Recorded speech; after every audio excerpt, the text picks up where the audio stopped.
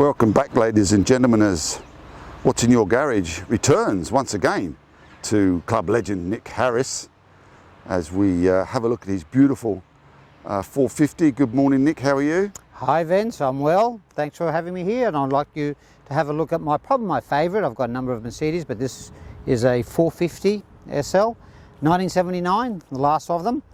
And the reason I love this car is that in 97 I actually was behind one going through National Park, and exactly this colour as you see it, fell in love with it, and I thought, no, that's the car that I want, way before I became a member of the Mercedes Club, etc. And I just thought, yeah, getting onto my 40s back then, I thought this is the car to have. Took me a year to find it because getting this colour combination wasn't that easy initially, but I found it and bought it, and then as things happened over the years, we've slowly done it up. It's actually had a complete respray, engine rebuilt, the interior done, the boot done that we're about to show you. But this actually drives really well. It's solid, corners well, it's tight. Of course they made many hundreds of thousands of them from 71 to 89, but you can see why they're so successful when you're behind the wheel of one of these. So we might as well go for a walk around and let's have a look at it, the classic style. It's in beautiful condition. I've had it for 23 years. It's immaculate. Have you had you've had the interior? Interior's been completely redone, yes, and the boot that we're about to shortly see. When was this interior redone, Nick? It was redone. The paintwork was redone 7 years ago. The interior 1 year later, so in 14. Because I mean, it's great. It just looks brand new, doesn't it? It's got 228 on the clock. I mean, I don't do many kilometres on it. Most of the kilometres I'll do on it is when we do club runs, occasionally going down to Melbourne or up to Brisbane or out into the country. It actually performs very well on long drives.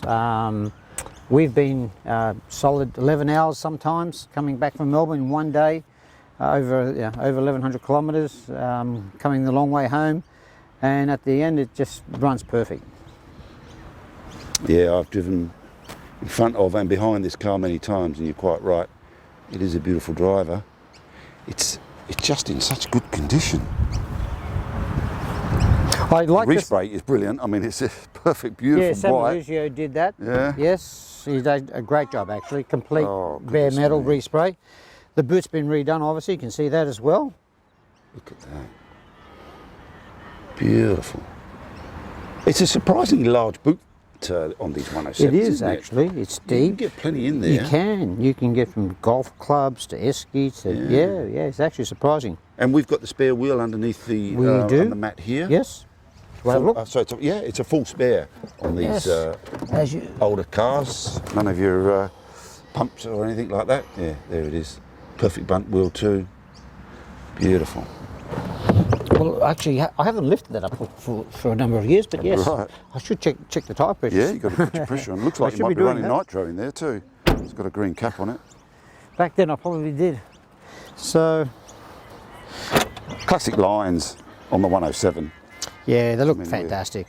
Absolutely. You mentioned before that this is perhaps your favourite car, and I was quite surprised to hear that because the 111 is such a beautiful car. I've got a beautiful 68 W11 and a 63. But the fact that this was my second work, but my first personal one, and that I've rebuilt it. I went through the whole process from when Sam stripped it down. I had to go down and I had to chase all the parts, all the molds. Just imagine an old car as it got completely stripped. All the parts that came off, most of them we didn't reuse. I had to get new parts. Luckily back then, actually, I was very lucky. The dollar was actually in the mid-90s, so nowhere near as expensive as it is today to rebuild. Most of the parts I bought was from a classic centre in California. Original parts. Good old Tom.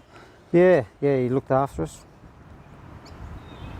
And because of that, and just the process of going through the whole car and the rebuild and the feel, and is why I probably love driving this the most. And it's also being a soft top on a day like today. Yes, that's right. It's magnificent, isn't it? Tomorrow we're doing a pull up shed drive, and I'm going to take this, and this is what it's made for.